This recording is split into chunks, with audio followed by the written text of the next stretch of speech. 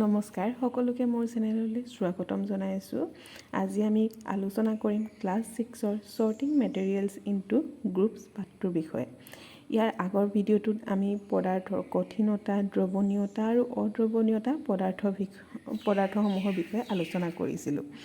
আজি আমি আলোচনা কৰিম কোনবোৰ পদাৰ্থ ডুব যায় আৰু কোনবোৰ পদাৰ্থ ভাহি থাকে আৰু পদাৰ্থসমূহৰ মাজেৰে পোহৰ পাৰ হৈ যাব পাৰে নোৱাৰে ইয়াৰ বিষয়ে অৰ্থাৎ স্বচ্ছতাৰ বিষয়ে আলোচনা কৰিম। আৰু আমাৰ ইয়াৰ আগৰ ভিডিঅ'টোত দুটামান এক্টিভিটিৰ কথা আলোচনা কৰা হৈছে, এয়া চাই ল'বা। ইয়াৰ পৰা আমি কি গম পাইছোঁ যে আমাৰ কোনবোৰ পদাৰ্থ ভাহি থাকে আৰু কোনবোৰ পদাৰ্থ পানীত ডুব যায়। যিবোৰ পদাৰ্থৰ মাজত আমাৰ ব্যৱধান নাথাকে অৰ্থাৎ ফুফুলা বা পাতল নহয়, তেনেবোৰ পদাৰ্থ আমাৰ পানীত ডুব যায়, যেনে শিল, গজাল ইত্যাদি। আৰু যিবোৰ পাতল ফুফুলা সেয়া আমাৰ পানীত ভাহি থাকে, যেনে শুকান পাত এখিলা, তুঁহ ইত্যাদি। এতিয়া আহিছোঁ পদাৰ্থসমূহৰ স্বচ্ছতালৈ। যিবোৰ পদাৰ্থ বা বস্তুৰ মাজেদি পোহৰ সহজে পাৰ হৈ যায় অৰ্থাৎ আমি বস্তুটো স্পষ্টকৈ দেখা পাওঁ, সেইবোৰক আমি কওঁ স্বচ্ছ পদাৰ্থ বুলি। যেনে কাঁচ, পানী, বায়ু আৰু প্লাষ্টিক এইবোৰ হৈছে আমাৰ স্বচ্ছ পদাৰ্থৰ উদাহৰণ। আনহাতে কিছুমান পদাৰ্থৰ মাজেদি আমাৰ পোহৰ পাৰ হৈ নাযায় অৰ্থাৎ আমি সেই পদাৰ্থৰ মাজেৰে একো দেখা নাপাওঁ, তেনেবোৰ পদাৰ্থক আমি কি বুলি কওঁ? অস্বচ্ছ পদাৰ্থ বুলি কওঁ। উদাহৰণস্বৰূপে কাঠৰ বাকচ এটা, কাৰ্ডবৰ্ড এখন, ধাতুৰ পাত্ৰ ইত্যাদি। এতিয়া আহিছোঁ কিছুমান তোমালোকৰ ইষৎ স্বচ্ছ পদাৰ্থসমূহৰ বিষয়লৈ।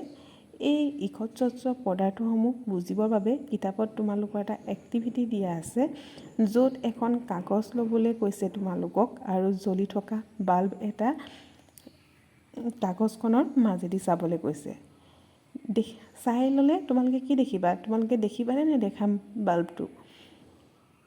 নিশ্চয় নেদেখিবা, নহয় জানো?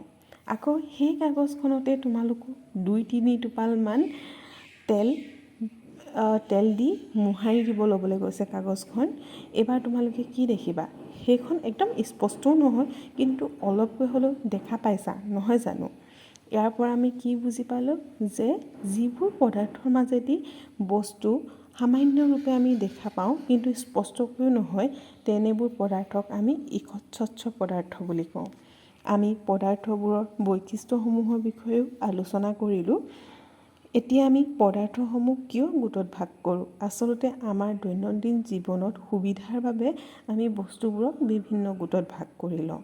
ঘৰত একেধৰণৰ বস্তু একেলগে ৰাখোঁ যাতে সহজে বিচাৰি পাওঁ, আৰু দোকানীবিলাকেও সেয়াই কৰে, নহয় জানো? এতিয়া পদাৰ্থসমূহক গোটত ভাগ কৰিলে সিহঁতৰ গুণাগুণ অধ্যয়ন কৰাটো সহজ হয় আৰু সিহঁতৰ মাজত থকা সাদৃশ্য আৰু পাৰ্থক্যসমূহো সহজে বুজিব পাৰি। ইয়াতে আমি আমাৰ ছৰ্টিং মেটেৰিয়েলছ ইনটু গ্ৰুপছ পাঠটোৰ আলোচনা শেষ কৰিছোঁ। ভিডিঅ'টো কেনেকুৱা লাগিলে জনাবা, আৰু ভিডিঅ'টো ভাল লাগিলে লাইক কৰিবা, শ্বেয়াৰ কৰিবা আৰু চেনেলটো ছাবস্ক্ৰাইব কৰিবলৈ নাপাহৰিবা। Thank U.